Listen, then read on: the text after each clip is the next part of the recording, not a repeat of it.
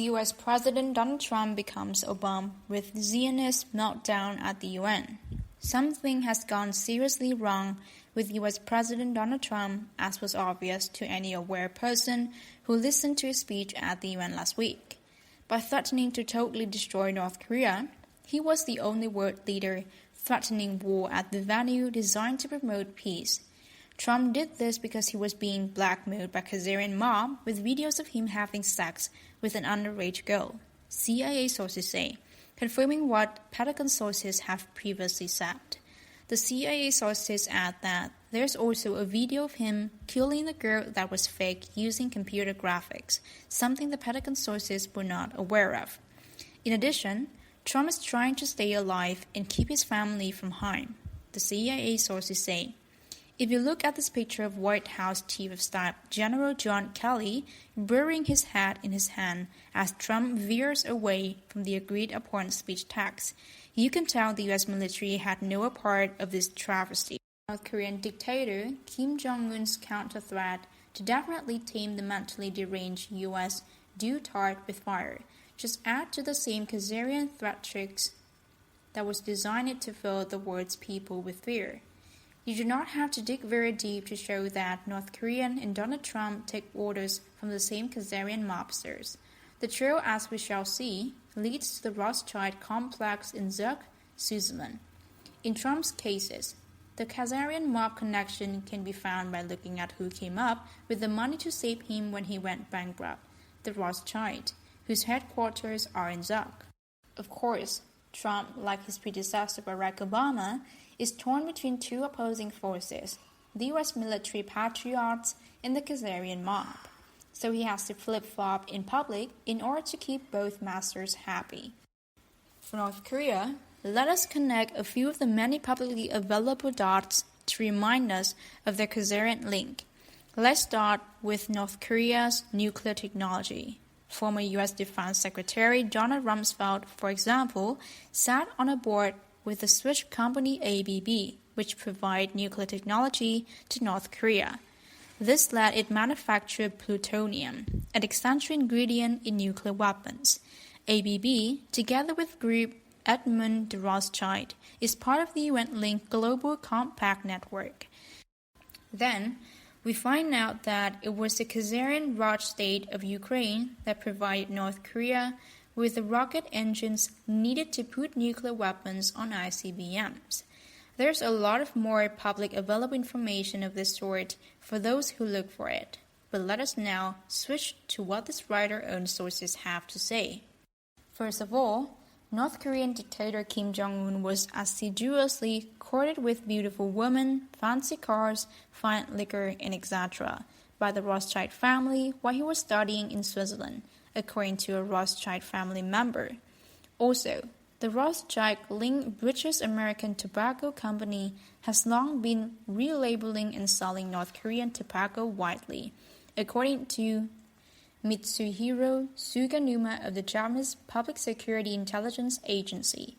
Tobacco is the only North Korean drug being sold worldwide. Multiple sources, including senior members of the Yamaguchi-gumi Yakuza Syndicate and MI6 agents in Macau, China, confirmed that North Korea supplies amphetamines worldwide via the Khazarians' distribution networks.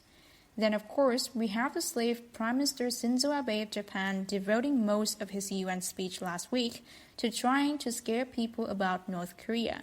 Abe has been thoroughly linked to North Korea Unification Church. The Unification Church has a rank next to the Bush Ranch in Paraguay, South America, and has been publicly linked to drugs and arms smuggling.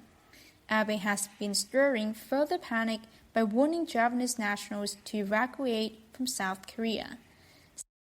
Somebody also sent a fake message to U.S. military families in South Korea to evacuate, prompting the U.S. military counterintelligence forces to investigate who was behind this fraudulent message. Maybe they should ask Abe.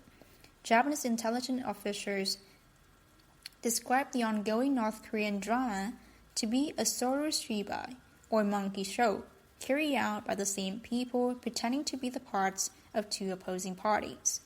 The North Koreans have long been promised by the Khazarian that they will be allowed to create a Greater Manchuria in corrupt Japan, the Korean peninsula in North China, say Japanese intelligence sources. The Rothschild promised to move 40 million Japanese to North Korea and establish their Asian headquarters there after Fukushima. A Rothschild family member avowed it.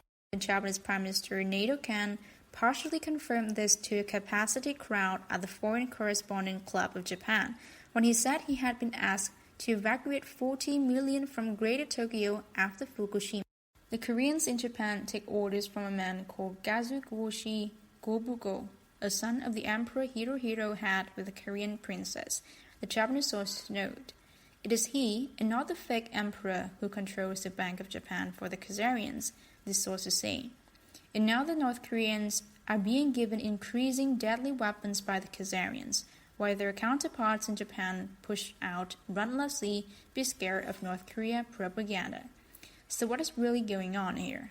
The answer, of course, can be found using the old adage, follow the money. The background story remains the de facto bankruptcy of the U.S. corporate government and the Khazarian mobsters who own it. This has nothing to do with the Republic of the United States of America they usurp. It also needs to be pointed out that, as far as the American people are concerned, bankrupting the satanic entity in Washington, D.C. will liberate them. In any case, getting back to the bankruptcy, the Khazarians are using their old standby, the threat to start World War III, this time using a North Korean proxy, in an attempt to extort more money to keep their horror show going. They are also trying to use widely exaggerated reports of damage to Puerto Rico from Hurricane Maria as an excuse to declare force majeure, just as the Haitians or other victims of engineered disasters of how much aid money actually reached them. The Department of Homeland Security is also paying police to try to extort more money from motorists. The situation has gotten so bad that the Canadian government is warning Canadians not to take up cash to the U.S. because it will be stolen by the police. Their efforts to prop their fraudulent fiat financial system, meanwhile, are turning the financial markets into a mass hallucination. So how many people are waking up to the market's departure from reality that it has even become the butt of jokes? We could go on with a whole laundry list of evidence, from looted pension funds to rotting infrastructure, showing how dry the U.S. corporate financial system is, but anybody following the real news already knows this. The other thing that is going on is that the Khazarians are losing control of oil, the stuff that backed their petrodollar ever since they ran out of gold back in 1971, triggering the Nixon shock. Venezuela has joined Iran, Russia, and others in refusing DC dollars as payment for oil. Now the Russians are taking back oil fields controlled by Khazarian proxy IS army in the Middle East, cutting off even more oil revenue.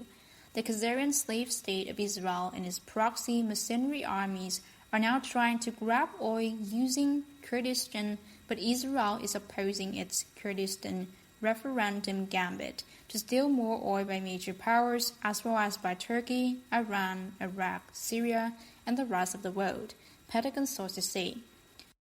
The corner Khazarian Washington, D.C. regime has been given enough money by its creditor to keep going until December 15, and what happens next is the subject of intense backroom negotiations. In that context, all this North Korean blusters is just table thumping by Khazarians as they negotiate the bankruptcy settlement. So what is likely to happen after December 15?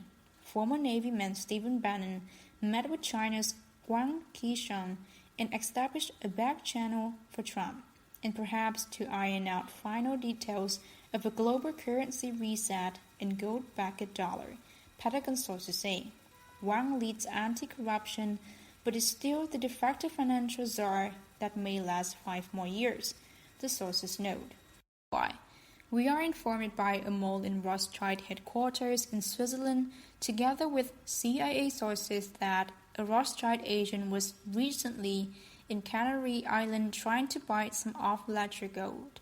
When they talk about buying some gold, it means 100 metric tons until 500 metric tons. It is their code, the sources continues. A source in the Asian dragon family also says that the elder of the family has finally lifted his heavy butt and released some funds. The first tranche of money will go to Russian, Chinese, and the US militaries to be used to clean up the situation in Korea, Japan, and elsewhere, the sources say. This experience has taught us to be reluctant to predict that things will happen on specific dates. However, December 15 is one to watch.